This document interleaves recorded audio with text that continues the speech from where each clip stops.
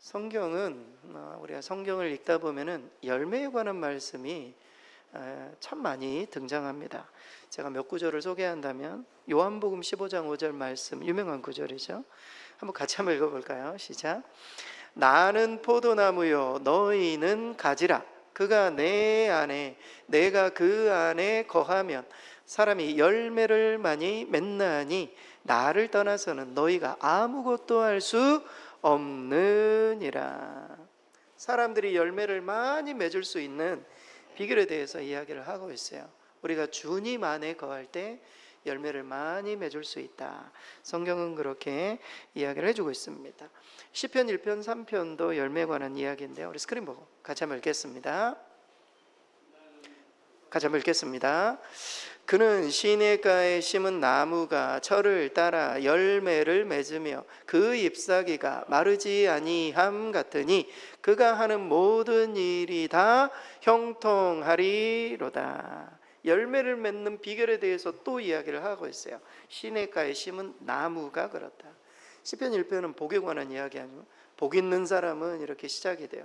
근데 그 시편 1편의 핵심은 우리 모두가 말씀의 뿌리를 내릴 때에 열매를 거둘 수 있다. 시냇가에 심은 나무처럼 우리 모두가 주님의 율법을 묵상하고 주야로 그것을 생각하고 하나님의 말씀 안에 거할 때 열매를 맺을 수 있다. 이 부분을 강조합니다. 한 가지만 더 소개합니다. 갈라디아서 5장 22절 24절 스크린 같이 한번 읽겠습니다.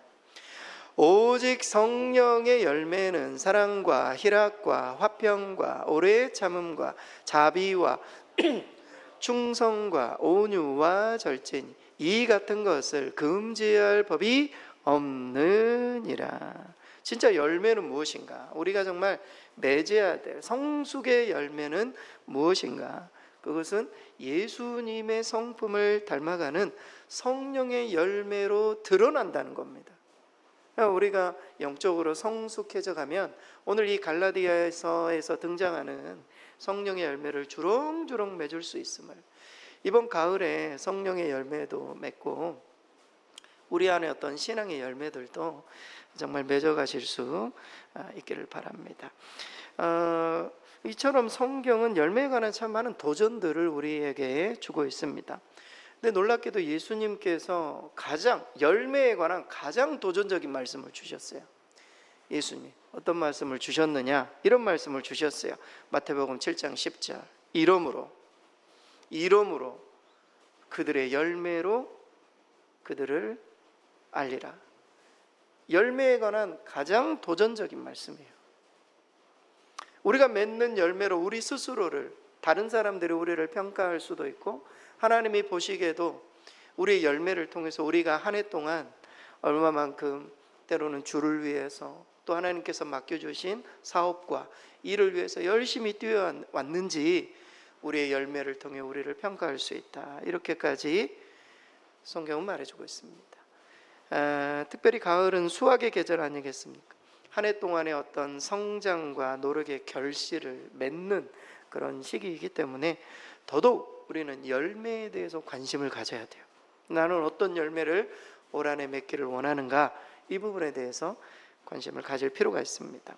사실 가을이라는 계절은요, 우리에게 열매 없는 신앙은 없다 라는 진리를 자연을 통해서 우리에게 가르쳐주고 있습니다. 여러분, 가을이 되면 열매가 주렁주렁 맺지 않습니까? 그렇구나, 열매가 없는 나무는 없구나. 물론 이제 어떤 과실이 아닌 나무들은 그렇지만 열매가 없는 신앙은 없구나.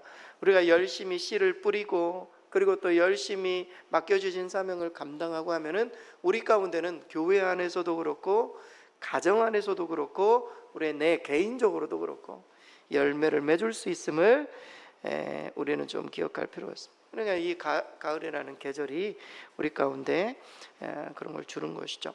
우리는 예수님께서 열매 없는 무화과 나무를 보시고 책망하셨을 뿐만이 아니라 이를 마르게 한 사실을 기억할 필요가 있습니다.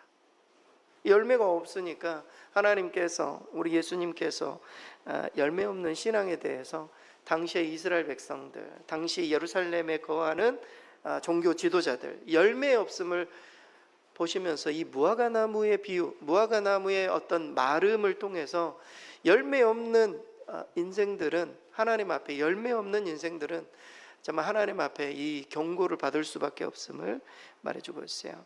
이것은 단순히 정말 나무 이야기가 결코 아닙니다. 열매 없는 신앙을 우리 주님이 경고하신 그런 말씀으로 우리가 받을 필요가 있습니다.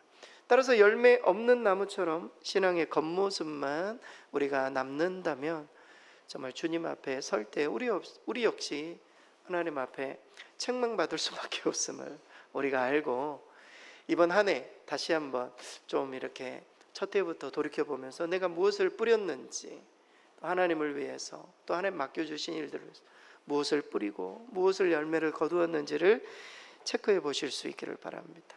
오늘 본문 골로새서 1장 말씀, 특별히 1장 10절 말씀, 이 10절 말씀에서도 열매에 관한 내용이 등장해요. 우리 스크린 같이 한번 읽겠습니다.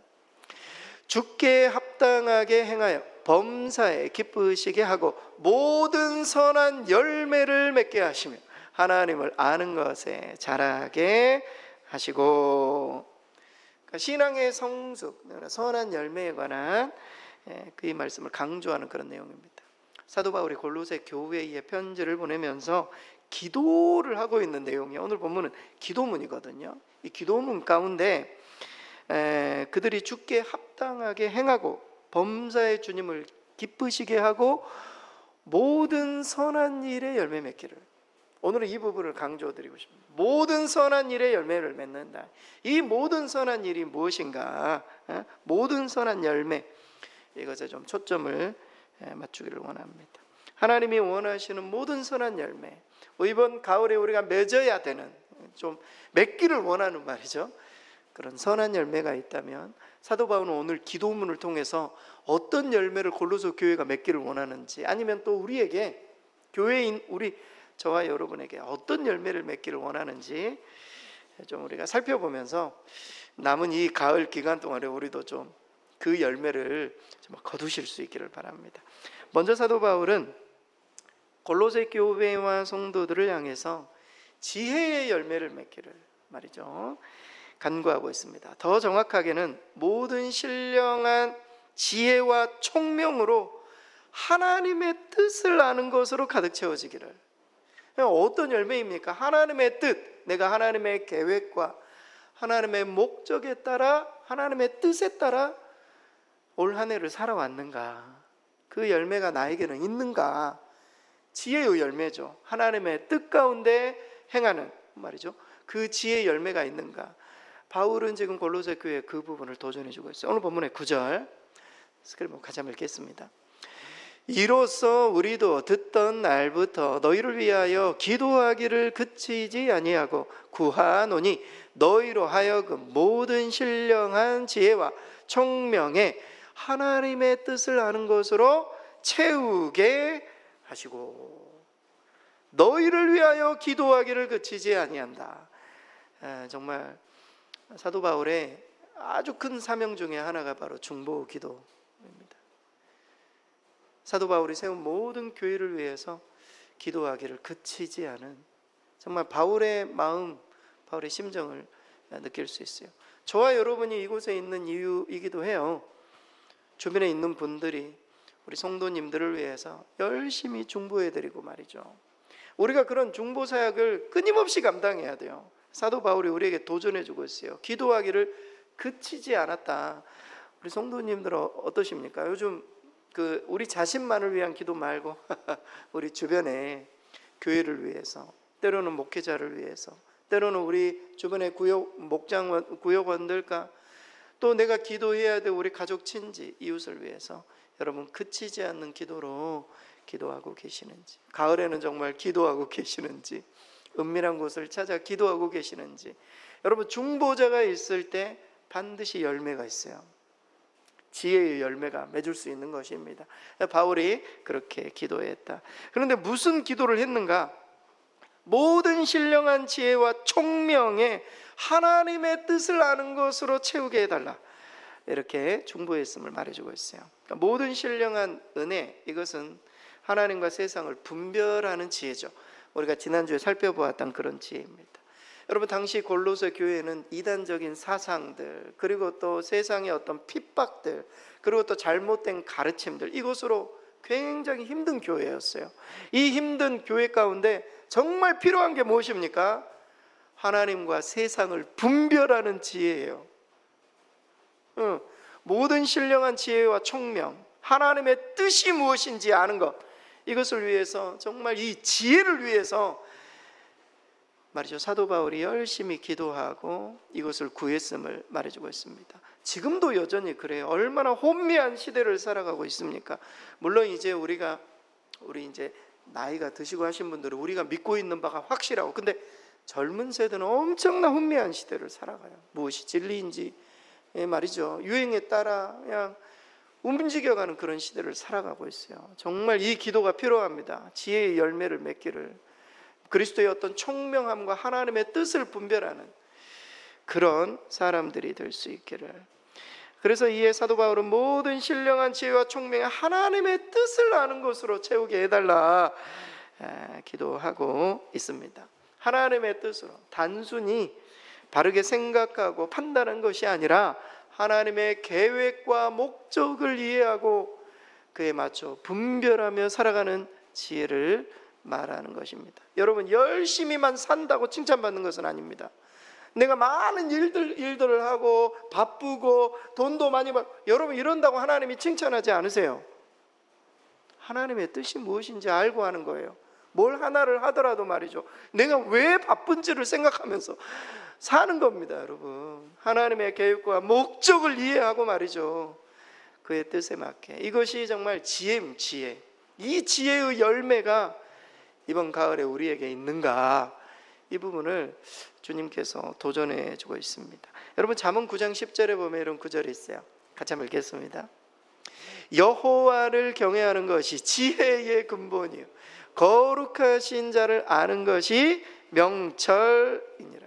하나님을 경외함으로 우리 모두가 올바른 선택을 하는 삶, 이것이 지혜의 열매를 풍성하게 만드는 것이죠. 그래서 우리 이번 가을에 생각하면서 나는 하나님의 계획, 하나님의 뜻 안에서 올 한 해를 이렇게 살아오면서 말이죠, 내가 내 뜻, 내 생각, 내 지혜, 내 지식, 내 경험 이거 가지고 살아왔는지, 아니면은 정말 내가 어찌 되든지 믿음 안에서, 신앙 안에서 하나님의 뜻에 맞을까, 하나님이 이거 정말 기뻐하실까, 그 열매를 한번 생각해 보시다라는 것입니다. 잠언 16장 3절에 보면 이런 구절이 있어요. 스크린 같이 한번 읽겠습니다. 너의 행사를 여호와께 맡기라. 그리하면 내가 경영하는 것이 이루어지리라. 진짜 지혜는 무엇입니까? 이거 하나님의 뜻이라면 주께 맡기는 거예요. 우리가 이런 어떤 열매가 있냐라는 거예요. 지혜의 열매가 있냐라는 것입니다. 그래서 지혜는 정말 우리의 나이에서 나오는 것이 아니라 배우고 깨닫고 확실한 것을 적용하는 삶에서 드러나요. 그래서 나이가 어려도 말이죠, 하나님의 말씀으로 충만하고 그 말씀을 살아내는 자에게 지혜가 있는 거예요. 성경은 그렇게 말해주고 있습니다. 여러분, 열왕기상 3장에 보면 솔로몬이 두 여인을 재판하는 이 아이죠, 아이. 이 아이가 누구 아이인가? 두 아이를 재판하는 장면이 나옵니다. 이 아이를 두고 다툼을 솔로몬이 판단할 때 어떻게 결정합니까? 아이를 반으로 나눠라. 아이를 반으로 나눠서 여인에게 하나, 여인에게 하나 주어라. 어떻게 합니까? 진짜 엄마가 그러시지 말라고. 네가 진짜 엄마다 해가지고 결정을 하는 솔로몬의 유명한 재판 아닙니까? 세상의 논리로는 알 수 없어요. 그러나 하나님이 주신 지혜로 진리를 가려내고 생명의 결정을 하는 이런 지혜의 열매가 우리 가운데 있는가? 하나님의 뜻이 무엇일까? 하나님의 목적이 무엇일까? 생각하며 살아가는 말이죠. 여러분, 세상의 지혜는 인간적인 계산이 너무나도 따라요. 그러나 하나님의 뜻이 담긴 지혜는 선과 의를 따라가게 되어 있어요. 내가 조금 손해봐도 말이죠, 이것이 하나님의 뜻이라고 생각하면 손해봐도 하나님의 의와 하나님의 뜻을 따라가게 되어 있습니다. 아무튼 이번 가을에 그런 지혜가 나에게 있었는지, 내 뜻이 아닌 하나님의 계획과 목적에 따라 정말 우리가 며칠이라도 참으로 하나님 앞에 살아내기 위해 살아온 그 열매가 우리 가운데 있는지 살펴보시고, 만약에 그 열매가 부족했다면 아직도 많이 남아 있습니다. 이번 가을에 내가 하나님의 뜻 가운데 내 뜻이 아니라 하나님의 뜻을 이루어가는 그런 열매, 그런 지혜로운 열매가 우리 가운데 있기를 사모하며 나가실 수 있기를 바랍니다. 또한 사도 바울은 골로새 교회와 성도들을 향해 인내의 열매를 맺기를 구하고 있습니다. 하나님이 주시는 힘과 능력과 기쁨으로 모든 것을 견뎌내고 오래 참음에 이르기를. 당시에 골로새 교회가 많은 핍박 가운데 초대교회는 정말 인내가 필요했어요. 오늘 본문의 11절 스크린 보고 같이 한번 읽겠습니다. 그의 영광의 힘을 따라 모든 능력으로 능하게 하시며 기쁨으로 모든 견딤과 오래 참음에 이르게 하시고, 모든 영광의 힘을 따라 모든 능력으로 능하게 하시며. 당시 성도들은 영적으로 연약했어요. 우리처럼 이렇게 매주 말이죠, 교육을 받고 수요 예배도 있고 말이죠, 새벽 예배도 있고 말이죠, 누가 안 오면 전화하고 이런 분위기가 아니었단 말이죠. 사도 바울이 세운 교회, 사도 바울이 움직이고 난 다음에 다른 가르침을 주는 특별한 사람들이 없는 말이죠. 이런 상황 속에 참 어려움들을, 물론 이제 골로새 교회는 사도 바울이 세운 교회는 아니지만 상황적으로 그렇습니다. 그래서 이러한 영적인 공격은 단순한 어떤 인간적인 힘이나 열심만을 가지고 이거를 버텨내기가 힘들어요. 여러분, 우리가 영적으로 시험이 들었을 때 내가 막 노력해가지고 되던가요? 그게 영적으로 시험에 들고 막 눌리잖아요. 그거는 하나님의 능력을 주셔야 돼요. 하나님의 어떤 거룩한 능력이 우리 가운데 임하고 말이죠, 말씀의 능력이 우리 가운데 임하고 말이죠, 성령의 능력이 우리 가운데 임할 때 이 영적인 눌림을 이겨낼 수 있는 것이지. 그래서 여러분, 집에 계실 때 그냥 가만히만 있지 마시고 계속 찬송을 틀어놓는다든지 말이에요, 성경을 계속 읽는다든지 말이에요. 영적인 능력을 내가 받아야 영적 눌림에서 자유할 수가 있어요. 사도 바울이 그 이야기를 하고 있는 거예요. 그의 영광의 힘을 따라 모든 능력으로 능하게 하시고, 우리의 힘이 아니라 하나님의 능력으로 능하게 해달라. 바울은 인간의 힘이 아니라 하나님의 능력으로 영적인 공격을 이겨낼 수 있도록 바울은 골로새 교회를 향해서 이야기를 하고 있습니다. 실제 당시 교리적인 혼란으로 인해서, 영적인 압박으로, 핍박으로 인해서, 개인적인 어려움 모든 면에서 하나님의 능력으로 승리하기를 기도했습니다. 우리도 여전히 마귀의 수많은 공격, 참으로 보이지 않는, 마귀는 막 보이게 공격하는 게 아니라 보이지 않게 우리의 어떤 내면, 그리고 또 우리의 약점 말이죠, 우리가 그냥 다 됐다고 생각하는 그 순간 말이죠, 마귀는 공격하고 우리를 넘어뜨리고 우리의 생각에도 수많은 말이죠, 생각을, 부정적인 생각을 말이죠. 저도 가끔 이거를 좀 해야 돼, 하나님 앞 기도하다 이거 해야 돼, 마귀가 막 속삭여. 해도 되겠니? 해봤자 안 돼 말이죠. 계속 마귀가 막 속삭여. 예수의 이름으로 물리쳐야 돼요. 주님의 능력으로 물리쳐야 돼요. 우리 생각으로. 이에 사도 바울은 이러한 하나님의 능력을 바탕으로 모든 견딤과 오래 참음에 이르게 하시고, 이렇게 기도하고 있어요. 모든 견딤과 오래 참. 당시 인내 그리고 오래 참음은 고난과 시험 속에서도 흔들리지 않고 믿음을 지켜내는, 신앙을 지켜내는 엄청난 힘이었어요. 오래 참음. 그래서 우리가 사랑장에 보면은요, 사랑장 13장만 사랑에 대해서 이야기하면서 사랑은 오래 참고, 오래 참음으로 시작이 돼요. 사랑의 끝이 견디느니라, 견딤으로 끝이 나요. 당시의 모든 교회들이 참으로 너무너무 힘들고 어려운 상황 가운데, 세상 가운데 사랑을 보여주기를, 그러기 위해서는 견뎌야 함을 말해주고 있습니다. 그런데 놀랍게 사도 바울이 오늘 보면은 이것을 기쁨으로 견뎌야 된다 이렇게 말하고 있어요. 기쁨으로. 와, 정말 이거 우리가 넘사벽이라고 하죠. 이게 넘을 수 없는 벽이에요. 기쁨으로. 단순히 고난을 견뎌내고 말이죠, 이 정도가 아니라 하나님의 보호와 주권을 인정하고 기쁨과 감사로 말이죠, 견뎌내기를. 여러분, 정말 참아야 되는 그 순간에 기쁨으로 참으십니까? 아니면 아유 정말 힘들어, 그래도 하나님 참으라고 했으니까 그냥 견뎌내야지. 대부분 다 이럴 거예요. 근데 할렐루야, 기쁨으로 말이죠, 어렵고 힘들지 막 찬송을 부르면서 말이죠, 내가 이걸 이겨내야 되겠다, 그냥 믿음으로 하나님께 맡기고. 사도 바울이 이러라는 거죠. 골로새 교회가 너무너무 힘든데 기쁨으로 하나님을 찬양하며 감사함으로 이걸 이겨내라는 겁니다. 예, 놀랍죠, 놀랍죠. 적절한 예는 아니지만 제가 어제 우리 그 장병들 그 세례식, 우리 그 노회에서 목사님 4분 참석해서 100명 장병들을 세례를 줬거든요. 세례식을 하기 전에 예배를 드리지 않습니까? 예배를 드리는데 앞에서 한 5명의 장병이 나와가지고 그 뭐지, 앞에서 찬양 인도를 하는데 계속 틀려.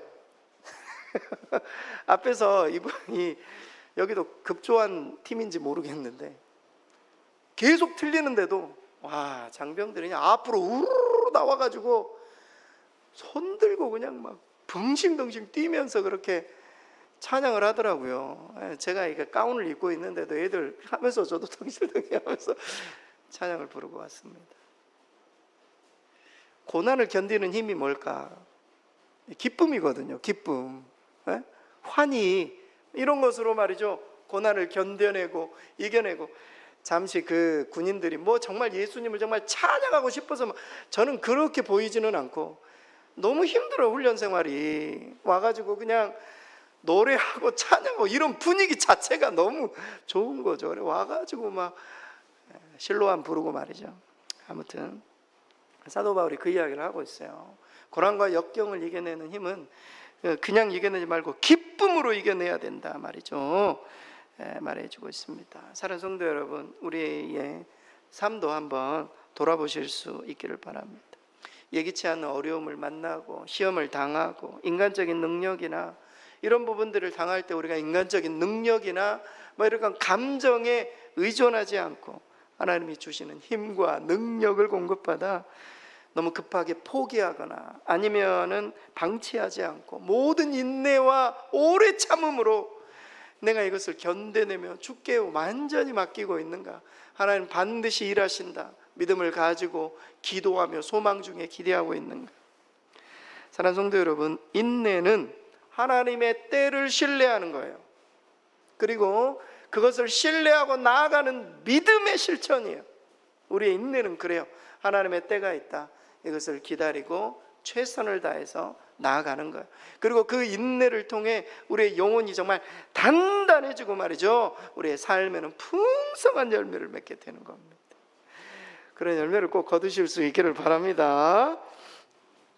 여러분, 남아프리카 공화국의 넬슨 만델라 인종차별 철폐를 위해서 싸우다가 27년 감옥 생활을 했던 그런 분이 계십니다. 대부분의 사람 같으면 정말 절망하거나 복수심으로 이만큼 가득 찼을 거예요.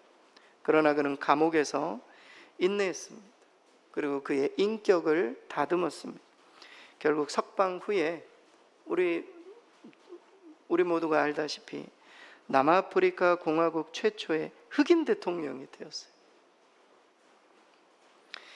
그리고 용서와 화해의 정치로 나라를 세웠습니다.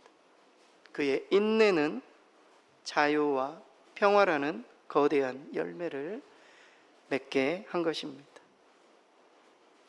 야고보서 1장 14절 말씀을 한번 읽어보겠습니다. 우리 스크린 같이 한번 읽겠습니다. 인내를 온전히 이루라.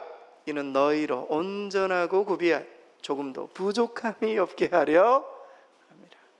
인내를 우리가 온전히 이루어서 이번 가을에 정말 인내의 열매를 맺어가지고 말이죠, 온전하고 구비하여 조금도 부족함이 없이 더 큰 어려움과 역경 속에서도 믿음으로 신뢰하며 하나님 앞에 맡길 수 있는 이번 가을에 그런 인내의 열매를 꼭 거두실 수 있기를 바랍니다. 마지막으로 사도 바울은 골로새 교회와 성도들을 향해 감사의 열매를 맺기를 기도합니다.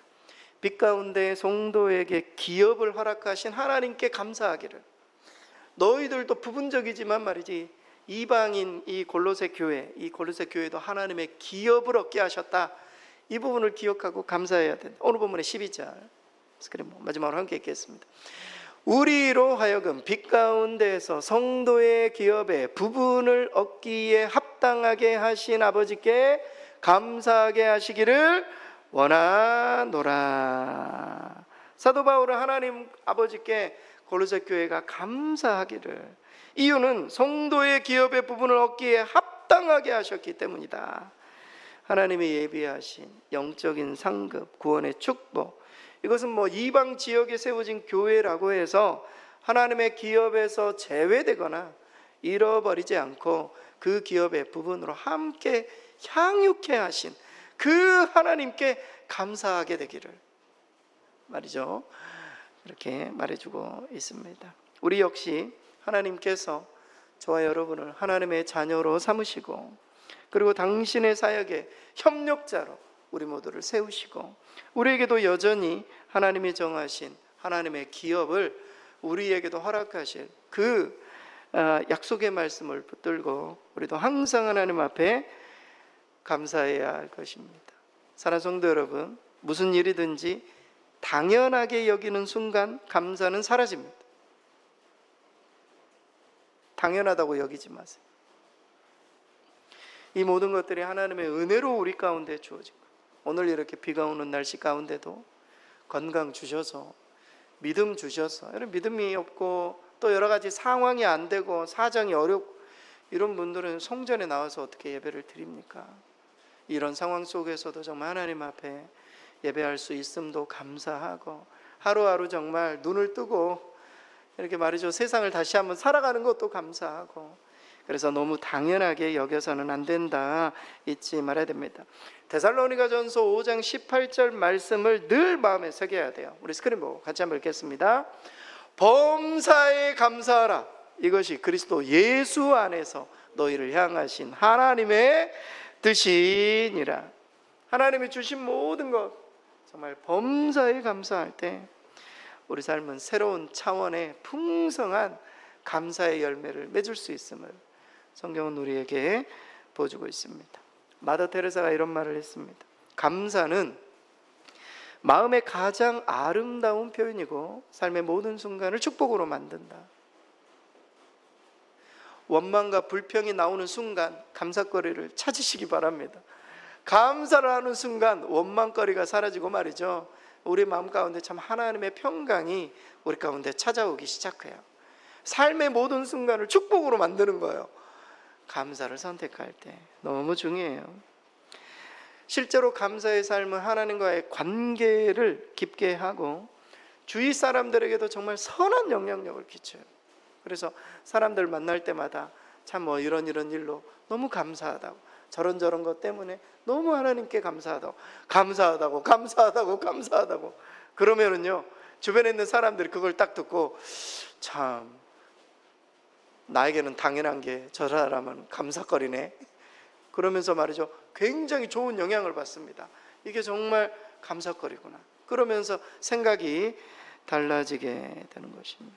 감사하는 사람들 곁에 항상 있고 싶어 해요. 불평과 원망하는 사람들 옆에는 가기가 싫어요. 나도 그럴까 봐. 누가 말이죠, 누구 비판하고 불평하고 막 이러면요, 나도 비판하게 돼요. 그러지 않습니까?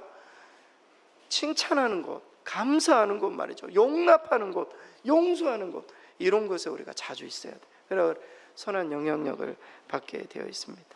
코르텐붐 여사의 유명한 이야기 하나 하고 마치겠습니다. 2차 세계대전 중에요, 코르텐붐 여사라는 아주 유명한 크리스찬, 그때는 유명하지 않았지만 크리스찬 여성이 있었습니다. 그런데 이분이 유대인을 숨겨주다가 잡혔어요. 크리스찬인데 유대인을 숨겨주다가 결국 가족들과 함께 나치 수용소에 끌려갔습니다. 수용소의 처참한 환경 속에서도 그녀는 성경을 읽었어요. 성경을 읽으면서 나치 수용소에 너무 벼룩이 많은 거예요. 벼룩이. 젊은 사람들 벼룩을 본 적이 없는 애들도 많겠죠. 벼룩이 너무너무 많은 거예요. 코르텐붐 여사의 일기에 보면은요, 이런 표현이 적어져 있어요. 벼룩 때문에 감사하다. 왜 벼룩 때문에 감사한가? 벼룩이 너무 많아가지고 간수가 방에 들어오질 않는다는 거예요. 그래서 그곳에서 성경을 자유롭게 읽고 말이죠. 사람들과 함께 기도 모임도 갖고 말이죠. 이래가지고 편안하게 벼룩이 많아서 이런 감사가 있구나. 오늘은 벼룩이 많아서 감사하다. 오늘은 성경을 많이 읽을 수 있었다. 놀라운 것 아닙니까? 우리에게는 원망과 불평거리고 말이죠. 내가 이곳에 있는 참으로 어떤 이유를 찾지 못하고 말이죠. 이런 어떤 고통 속의 눌림으로 육체적으로 말이죠. 그런 눌림으로 그냥 병나서 죽을 지경인데 이 여사는 말이죠. 벼룩 때문에 감사하다고 그곳에서도 감사거리를 쳤습니다. 사랑하는 성도 여러분, 신앙의 가장 성숙한 열매는 감사예요. 그래서 제가 우리 성도님들 가운데 성숙하신 분들을 보면은 입에 감사를, 성숙하지 못한 분들일수록 불평과 원망을, 이거 없고 저거 없고 이래서 안 되고 저래서 안 되고, 항상 감사하는 사람들, 성숙한 사람, 하나님을 믿고 신뢰하고 모든 상황 속에서도 하나님을 신뢰하고 구원의 은혜와 기업을 바라보며 감사하는 이번 가을이 그런 가을이 꼭 되실 수 있기를 바랍니다. 결론입니다. 열매의 계절 가을에 하나님 어떤 열매를 맺기를 원하시는가? 첫째, 지혜의 열매, 하나님의 뜻을 분별하도록. 두 번째, 인내의 열매, 우리가 인내를 온전히 이루어서 조금도 부족함이 없는 그런 사람이 될 수 있도록. 세 번째, 감사의 열매, 모든 상황 속에서도 하나님을 신뢰하고 모든 순간을 축복으로 만들 수 있도록 가을에는 열매 맺으실 수 있기를 바랍니다. 기도하겠습니다.